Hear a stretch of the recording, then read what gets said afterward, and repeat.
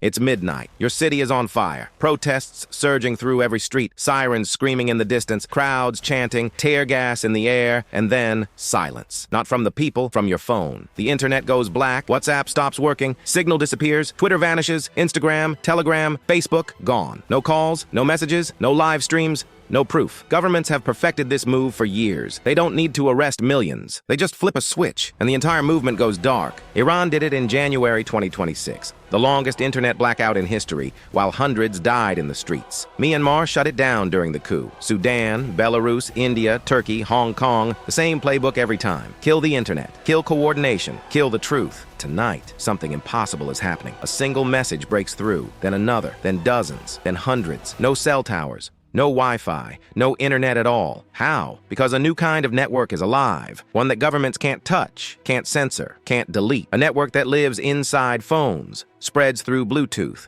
hops from person to person like wildfire in a crowd. And at the center of this quiet revolution stands a name you already know. Jack Dorsey, the man who built Twitter, then walked away from it to build something far more dangerous. Something unstoppable. This is the story of the communication system that refuses to die, even when the lights go out. Welcome to Hypertech AI, where we uncover the technologies reshaping power before the rest of the world even notices. If you're ready to see how free speech is going underground and coming back stronger, hit that like button right now, subscribe, turn on notifications, and let's dive in. This is bigger than you think. The problem, centralized control, is a single point of failure. Let's start with the harsh reality most people still don't want to face. Today's internet is not free. Every message you send, every photo you upload, every post you make, it all passes through a handful of giant companies. Google, Meta, Apple, Amazon, Microsoft. Your identity lives on their servers. Your conversations live on their clouds. Your entire digital life depends on their permission. And that creates the ultimate weakness, centralization.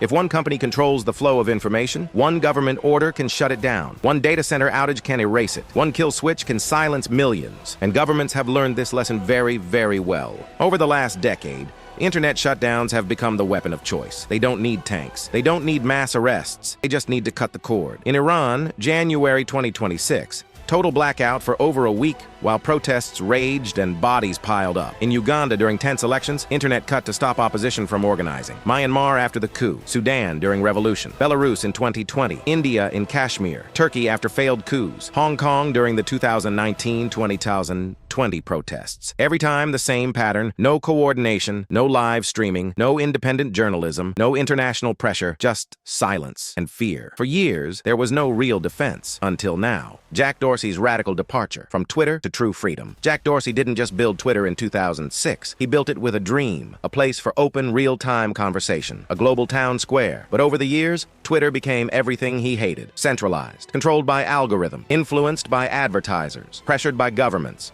bought by billionaires, censored by policies. By 2021, Dorsey stepped down as CEO. He didn't try to fix the broken system. He started building a new one. First, he backed Blue Sky, a decentralized alternative to Twitter. Then, in 2024, he quit the Blue Sky board, called it VC run crap, and deleted his account. His real obsession became Nostr, notes and other stuff transmitted by relays. Nostr isn't an app. It's not a company. It's a protocol. Open, simple, unbreakable. You control your own keys. You own your identity. Messages are sent through thousands of independent relays. Volunteer-run servers scattered around the world. Block one relay, the message finds another. There is no CEO to threaten, no headquarters to raid, no server farm to unplug. Jack Dorsey poured millions of his own Bitcoin into Nostr. He calls it the foundation of real freedom technology. He believes it's the only way to protect open conversation forever. But the most radical part? The app's built on top of Nostr and similar systems that don't need the internet at all. Offline, unstoppable. The mesh networks that live in the crowd. This is where it gets almost unbelievable. Some of these new communication tools don't rely on cell towers, Wi-Fi, or the traditional internet.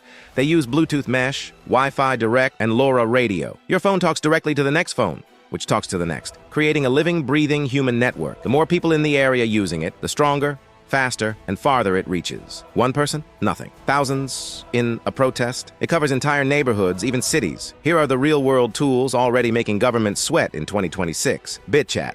Jack Dorsey's own 2025 launch. Fully decentralized, no accounts, no servers. Pure Bluetooth low-energy mesh, end-to-end encrypted. Works in crowds, blackouts, disasters. Beta versions exploded in usage during Iran's 2026 blackout and Uganda's election chaos. BridgeFi, the original protest legend, used heavily in Hong Kong 2019 to 2020, downloads spiked over 3,600% when China threatened shutdowns. Still actively updated in 2026 with improved mesh reliability, encryption, and range. Protesters use it to share danger zones, coordinate safe routes, and send proof of abuses.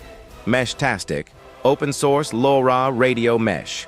Goes miles farther than Bluetooth, perfect for rural or spread-out protests.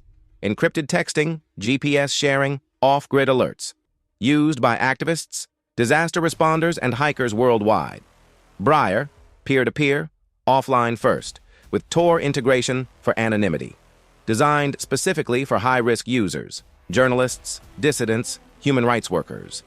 Messages sync automatically when any connection returns. These aren't theories, they're battle-tested. Hong Kong protesters used BridgeFi to evade surveillance and coordinate flash mobs. In 2026, Iran, BitChat became a lifeline. People shared videos and locations, while the regime tried to erase evidence. Uganda's opposition used mesh networks to organize without being tracked or silenced. The message is clear. When the internet dies, the real network wakes up. The dark side. Freedom always has a price. We have to be honest here. Absolute freedom cuts both ways. No central control means no easy moderation. Misinformation can spread like wildfire. Scams multiply. Extremists organize without interference. Illegal content becomes harder to remove. The same tool that protects protesters can protect criminals. The same network that exposes corruption can hide atrocities. This is the brutal dilemma of the next decade. Total freedom versus basic safety. Privacy versus accountability. Openness versus control. We haven't solved it yet, and we may never fully solve it. But here's the uncomfortable truth. Centralized platforms already failed to protect users. They censored. They leaked data. They manipulated algorithms. They bowed to governments. People are choosing resilience over convenience,